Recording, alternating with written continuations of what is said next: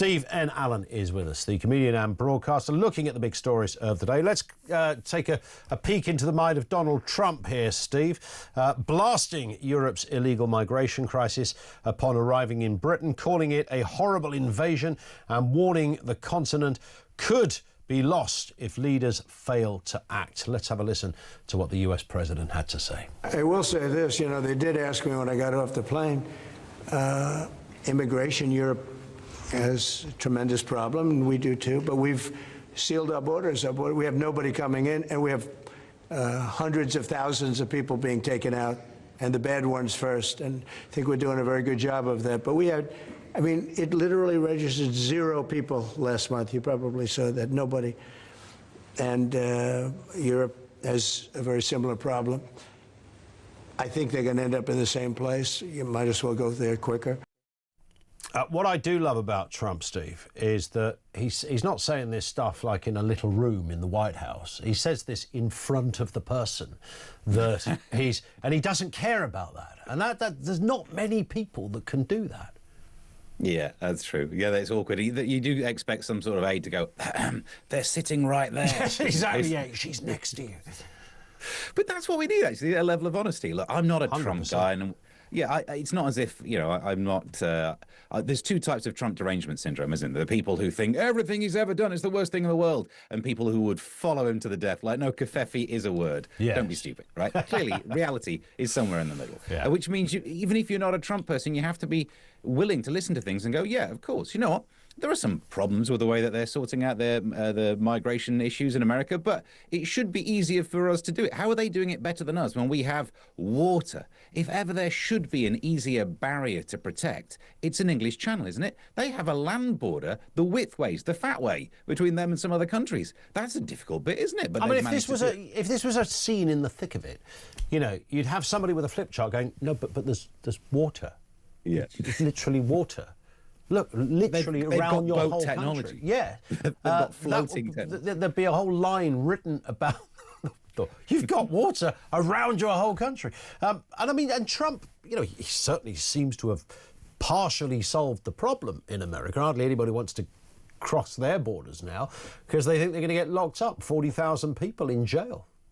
Yeah, and it's potentially just a temporary thing at the moment because the courts need to look at it, but it doesn't matter. It shows that it is possible to reduce the numbers and stop the numbers. Yeah. You can have your court argument later, but it shows that taking action will make a difference. And because of Trump derangement syndrome, I'd like to remind people that a lot of what he says and a lot of the points he makes are Macron's points. So it's not about hating the person. Don't do an ad hominem thing. Listen to the points. Macron came over here and went, oh, it's a bit of a sweet deal, isn't it? Sweet touch. Look at all the pull factors, all of the benefits to 100% to coming here. Well, sure, loads of people who love Macron should be willing to listen to him then. In fact, that's probably true of Keir Starmer. I'm sure he loves Macron. Please listen to those bits that he said. Let's move to this story. The Lionesses return home, of course, to England after they won the Euro title with a dramatic win over Spain. Winning penalty goal scorer Chloe Kelly had this to say following that magnificent win last night. And the fans, they've been incredible the whole tournament, and I'm so proud to be English. There it is.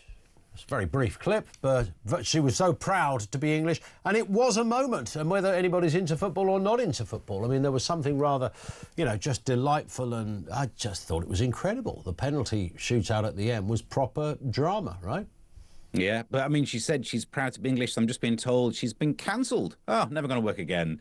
You can't say stuff like that these days. She's not allowed on the internet. The problem is I'm not into football. And I never have been. And normally that just means I don't blend in with blokes, and that's fine. During the Qatar World Cup thing, I was a conscientious objector. People were giving me credit for it.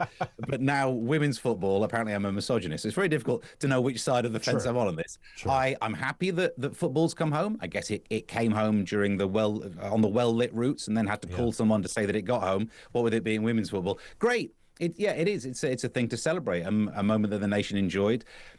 The idea of wanting a bank holiday for it, look, we all want a day off. It's just laziness, isn't it?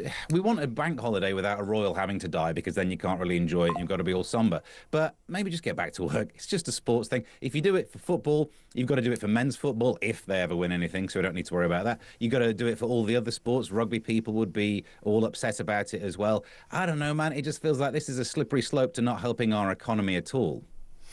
It's very strange. And I remember you've just reminded me of my neighbour who had a massive row at his own barbecue with a mum. This was during the Women's World Cup. And he said, oh, you're watching the football tonight? And he said, no, I'm really not into it. Really not into it at all. And she went for him. It was absolute booster rocket territory. And he kept going, can I no, it's exactly your problem. You're not into blah, blah, blah. And off she went. And he went, no, I'm not into football. Generally. Yeah. And she went, oh, right, OK. But it was the idea that was the default response to somebody saying they weren't into it. I know. I don't realise I've got the look. I've got the barely any hair, which is often synonymous with those of a right-wing type. So I've been attacked for. Yeah, I've got that look, haven't I? Can I just say that, just to live up to that that stereotype, not to go too men's rights activist on this, but the women's team have already got a train line named after them, which is more than the men's team have ever had. True. So maybe we should rename HS2 to something to do with the men's team, because it's pointless and way more expensive. So I think in some ways it would be the appropriate analogy. There you go. Now we're onto something here. Let's put it to, I don't know, TFL or something. Sadiq Khan will probably follow that one up. Let's move to this story then. Anger as a role at a Sharia court is advertised on a site for government jobs. MPs demanding urgent action over this job in a Sharia court. Rupert Lowe has blasted them for promoting a parallel legal system. And I actually haven't got the name of the job specifically, but it's a role that requires Sharia law qualifications and Manchester Sharia Council requires Sharia law qualifications. It's extraordinary. Yeah, I was not up on this story enough to not be shocked by it. I didn't realise these were like proper things you could be employed in and put adverts on government websites. Now, people are upset by this, but in the low down in the story, they say, well, this is not run by the government and they're just advertising jobs. Even that is shocking. Is this a thing you can do now? Just set up your own parallel legal system? Can I do that? It feels like I should be allowed to just then set up Steve's rules. The next thing you know, as long as I've got the money to employ people in my own personal courts, I could be sending people to Steve jail. I mean, it's just banana. The job title is actually Sharia law administrator. Now, of course, if you're an administrator and it's a government job, I have to reasonably assume there are lots of other government jobs around this. Who are you administrating for? There's doubtless going to be a department there that's dealing with this. How the hell has this come under the remit of the taxpayer? And it also feels like it's not like our main hardcore legal system is full of people doing way too much work, and that we don't have enough people to run the prisons. Like the legal system doesn't have enough people in it, and yet we're recruiting for this serial one on the side. I honestly, it's like advertising for a biblical litter picker. I mean, it was just ridiculous, right? Makes no sense. A shepherd, but one of those religious ones. That's what you need. Yeah, only shepherds need apply. This last one does actually tie into something I just referenced, only because of the clip we're going to play. Geordies have officially become Britain's sweariest country or region, cursing 14 times per 100 words, beating Glaswegians, who held the top spot for 4 years. But how can they knock the top spot off the famous Malcolm Tucker? Let's have a reminder. That's just beautiful, beautiful. Where are you on hole as well? Yeah, where are you on swearing, Steve? Well, it's an interesting one.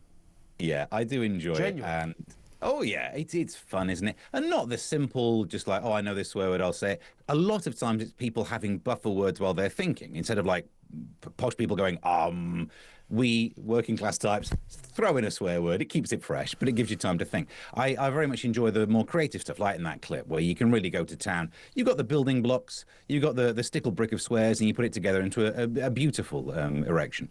But I think we need to stop worrying about it, stop frowning about it too much. Science shows you that if you swear, you don't feel as much pain. There are things to do with mental health that if you swear, you can feel better about life. It's a free gift. Stop looking down on it and tutting. It's cheaper than paracetamol. Off-brand paracetamol, it's good for us. So I think we should all have a daily swear. Some sort of, instead of doing Tai Chi in the park like they do over in the Far East, we should all pop down the park in the morning and have a good old early morning swear. Yeah, I like it. Simple as that. Steve, thank you as ever. Steve N. Allen, the comedian and the broadcaster.